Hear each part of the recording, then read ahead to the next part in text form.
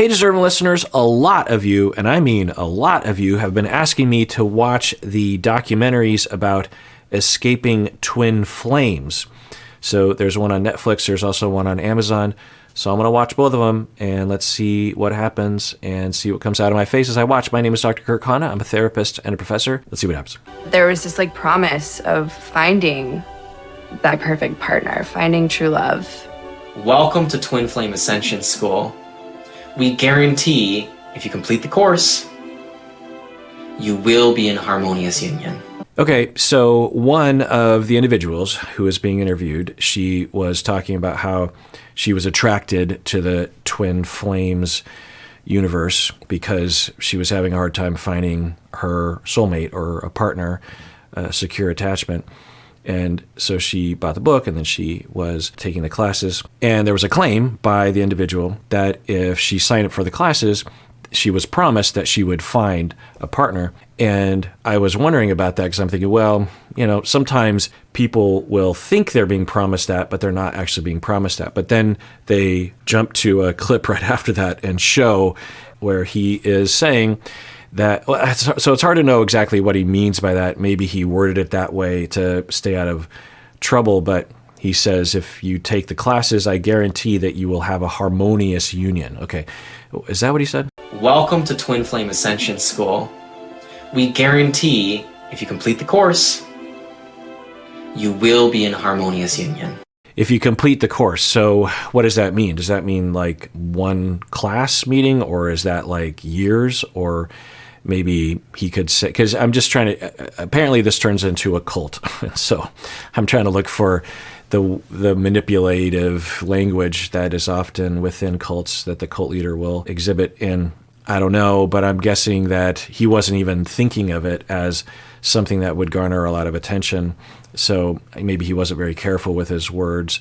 Like with Teal Swan, my impression of her, if you followed her, was in the beginning of her online presence, she was much more free with her words. Then as she got more famous, and especially as people started to speak out against her, she seemingly was much more careful about the way that she worded things. So at any rate, he says, I guarantee you, if you complete the course, that you will be in harmonious union. Again, maybe for him, he thinks that it could mean a lot of different things, but I think the average, often within the law, and I'm not a legal expert, but from the legal experts that I do know, they will tell me that, at least my impression is that for a lot of these kinds of claims, the question isn't necessarily what they intended, but what would a reasonable person conclude based on a statement like that?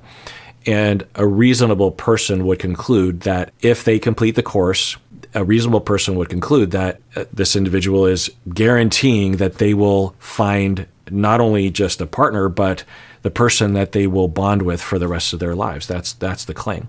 For anybody to make a claim like that, it's ridiculous. But cult leaders will make those claims, of course, but really a lot of people, particularly self-employed people online, right? Because there's a lot of folks that are online on YouTube or otherwise selling things. And that's a good thing because it democratizes business and opportunity, but it also opens the door for a lot of scams, people making claims that cannot be supported. There's just, of course this, but I'll just say it, that if anyone makes a claim that is absolute like this, you should immediately be skeptical, if not immediately rejecting of that individual. Any politician or any marketer or any class teacher, if they make a claim like that, you should immediately go, red flag. Maybe they're not a cult leader, maybe they won't harm me, but they don't know what they're talking about. There's just no way that is true. There's just no possible way. Every human on the planet, if they were to take his course, would be, even in the loose definition of a harmonious union, right? It's impossible. And these students you see before you all made a choice to get into harmonious union. We had 38,000 people in the group. It had people from all over the country and the world. So we had people in New York, people in California, people in Texas. Okay, it's interesting. So it looks like it's a Zoom meeting or some sort of video conference class meeting. That's interesting that's how apparently, I assume this is a cult thing because everyone was framing it that way when they wanted me to watch this. So it's interesting that we have our first Zoom facilitated cult. People in the UK and India. I know about Twin Flames now, and now I'm pursuing it because I was brought here for a reason. I wasn't even looking for it.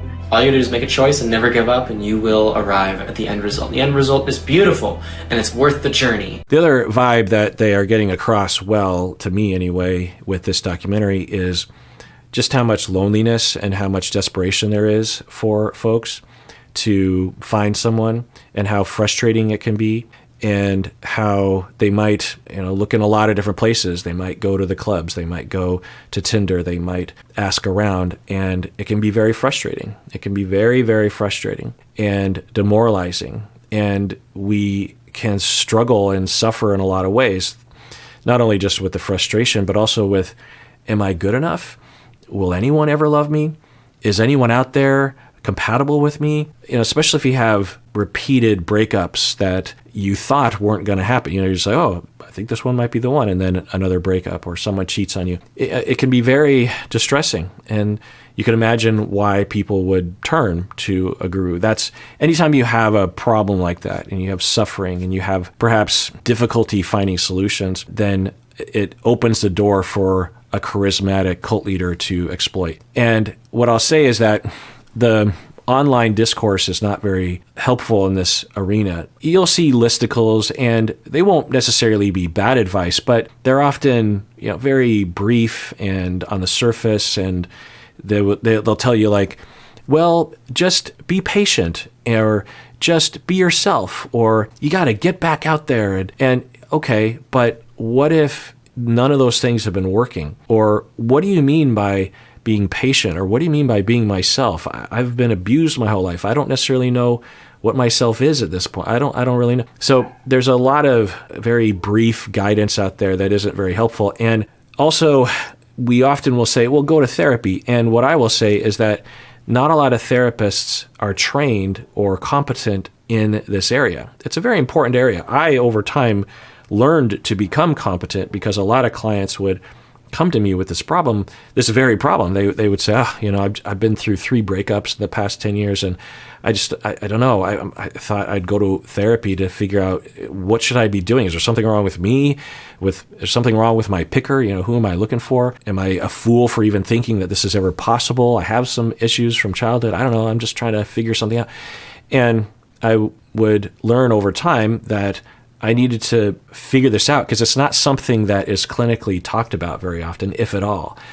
And there isn't a ton of theory that is organized around this issue. We have a lot of theory of that's organized around other issues, pathology, this kind of thing. But this problem that people will have, and you could absolutely make a case for it's a psychological problem. It just doesn't have the attention that it probably deserves. And so as a therapist, I just slowly started cobbling together a lot of research and theory and approach to clients in this situation. And I'll tell you, I never ever told a client that if they engaged in therapy with me that they were guaranteed to find somebody. I mean, that's just a ridiculous notion. We have very clear ethics around making any sort of claim or guarantee, for sure. That it's in our ethical codes that you do not make any claim that cannot be supported by science. And so, in fact, ethically, we're supposed to tell clients up front, therapy might not work for you because it doesn't work for everybody. That could be because we don't really fit well together. It could be because I don't know enough. It could be because the problem is too big, or, there's a lot of reasons why this might not help you. It might even make you worse. Having said all that, I will say that I did help a number of clients actually move down the road. It was a beautiful thing. It would take years for some clients, but it was just a beautiful thing to be on that journey with someone where they go from demoralization, this will never work out for me, like someone in their 50s or 60s who thinks, well, it's over for me now. And, older women who go on Tinder or on dating apps are typically ignored because a lot of the men their age they actually will stipulate that they want younger women. And so they won't even be matched with men their own age. And to have them come to me feeling like, it's just never going to work. And then, a number of years later, through all the different things that we worked on and all the different brainstorming that we had in session, they eventually, with some ups and downs dating wise, it wasn't like all fun and games, but they eventually find someone and are still with those people, that those clients are still with those individuals, and they're happy and they're content and they're bonded and they're not lonely as much anymore anyway. So, it can happen. This episode is sponsored by BetterHelp. So I don't know about you, but throughout my day, I have two opposing forces in my mind between what I want to do, like playing a video game or playing with my dogs, and what I should do, like exercise more or eat more fiber or something. As a therapist, I talk with a lot of clients about this inner conflict. Most people think it's all about willpower, even though research demonstrates that willpower doesn't really work. There are a lot of evidence-based techniques that actually work that people don't usually consider, like using behavioral shaping techniques or healing from our relational traumas that keep us stuck internally. Well, one option worth exploring is BetterHelp. If you're thinking of starting therapy, it's worth giving a try. It's entirely online. It's designed to be convenient and suited to your schedule. And also, you can switch therapists at any time at no additional charge. So, make your brain your friend with BetterHelp. Visit betterhelp.com/Kirk today to get 10% off your first month. That's BetterHelp, HELP.com/Kirk. To move us quickly into that space of eternal love with ourselves and with our partner is through what we call the mirroring exercise. Jeff and Shalia stated the mirror exercise was the one tool that you needed. Okay, great. So we're going to see their technique. I was wondering if we were going to see that. So I'm always interested in that because that's what I do. That's what I do as a therapist. It's also what I teach, is technique and approach, and what research can tell us, what my experience can tell us regarding how to help people. So let's see what their tool is. Learn in this short video how to heal your upsets by loving yourself, using the mirror exercise taught by Jeff and Shalia Yan. The first step is you write a sentence about, I'm upset because of something. I'm upset at Bob because he is rejecting me. The mirror exercise, I don't think they were clear, but I think what this is oriented towards is toward your partner, maybe? Or is it just to anybody? Anyone that you have a problem with? So let's rewind that. The first step is you write a sentence about, I'm upset because of. Okay, step one, write out one concise sentence of what exactly is upsetting you. Try to understand what exactly your core upset is when you write it down so you're clear and succinct. Okay, so you have to be upset about something. I'm trying to figure out, is this always oriented towards partner or is it just towards anybody? I don't know. Maybe it's towards anybody. Of something. I'm upset at Bob because he is rejecting me. Step two, you write. You're supposed to write out a concise one sentence to define what you're upset about. Then step two, write the sentence from step one all over again, but switch all the nouns to pronouns and point them to yourself. For example, but what's happening? That sentence, but you switch all of the nouns to point to yourself. I am upset at myself because I am rejecting myself. Oh, okay. So everything is referred to. So that's the mirror part. I was wondering if this was some sort of mirror neuron thing. There's a lot of pseudoscience online about mirror neurons. So I was wondering if that's what, but that's not, I don't think what this is referring to. It's just like you're upset at someone, and so you put a mirror and it reflects back to you. And so let's do this. Who am I upset with? I am having a hard time coming up with someone that I'm upset with, which is a good sign, or I don't interact with enough people in real life anymore. So I'm upset with my cable company because I was trying, I have cable and internet from a provider in Seattle, and I wanted to get rid of the cable TV. Stacy and I were like, we don't need cable, it's expensive. So I just wanted to keep the internet. So I went on my account and was looking for some button to press where just get rid of the TV and keep the internet. And, there's like, change my plan. And I'm looking at, and there was no option for that. I mean, at least I couldn't see it. And so I'm upset with Xfinity, which is the cable company, for not having options or being a frustrating company. It's upsetting because that it's manipulative. It would be so easy for them to code that into their website. In fact, it probably originally was there and they took it away because they wanted to screw with us. It's just corporations and marketers. What are you going to do? And so I'm upset with concise sentence. I am upset with Xfinity for not having a clear option that allows me the ability to cancel my cable TV while retaining my internet service. So I use the mirror. So I'm upset with myself for not having. I mean, maybe I should make it more concise. I'm upset with Xfinity for manipulating me or not what's the core of the problem that I'm upset with? I'm upset because it's manipulation. They're doing this out of greed. So I would use a mirror and I'd say I'm upset at myself because of greed. What? All right, how is this going to help? Go within to meet that part of you. Ask what it needs to feel loved, and give it until that part is satisfied. Wait, what? So give it love. So give that love. Wait, what? Ask what it needs to feel loved, and give it until that part is satisfied. Yeah, this is an old technique or thought exercise in therapy, and it also has a lot of themes within humanistic psychology and therapy, for better, for worse. And I could yammer for a long time, but I'm going to refrain.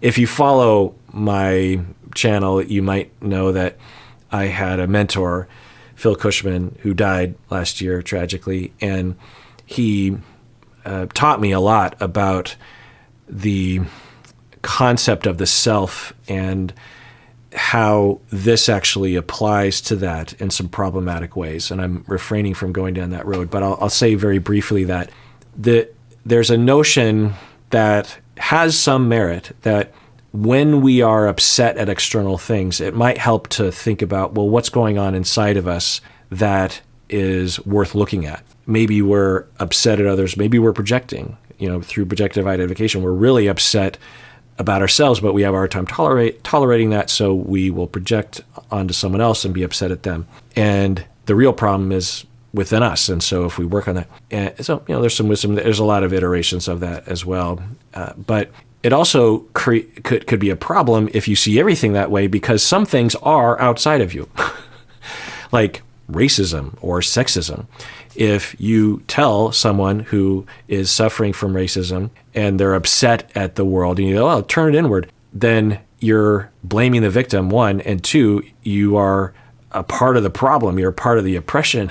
You're not listening to the person. The person is suffering from a system, and there's no self-discovery or self-healing that is going to solve the chronic oppression that the person is experiencing. And these ideas were often proposed by older white men who didn't really have necessarily the felt experience and the wisdom regarding things being legitimately outside of themselves, and the problem with promoting this idea as a universal truth or something. That's in a nutshell what Phil Cushman taught me. So there's that. But there's also other potential helpful usages of that notion, but I don't think I understand that notion. Hopefully we'll get a clarification, because it was like I'm rejecting myself and then I give that part of myself love. What does that mean? And how could that be applied to literally every situation that you're upset?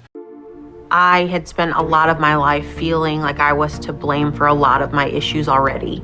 So the mirror exercise seemed like a way to take that mindset and do something good with it. Well, what I thought she was going to say was it just played into my trauma, but I guess she's saying it looked like it was a helpful way of using something. I blame myself is what she's saying naturally, and this helped me to be able to do that in a way that was helpful to me. But you could obviously see the problem with this if everything you're upset about, and of course the cult leader, I'm guessing, will use this, right? It's like, you're not upset at me, you're upset at yourself. So use the mirror. That's the one thing. And yeah, I'm going to take a guess and say that happens. All right, well, let's adjourn there. Tune in next time when I continue watching, and everyone, please take care of yourself because you deserve it. You really, really do.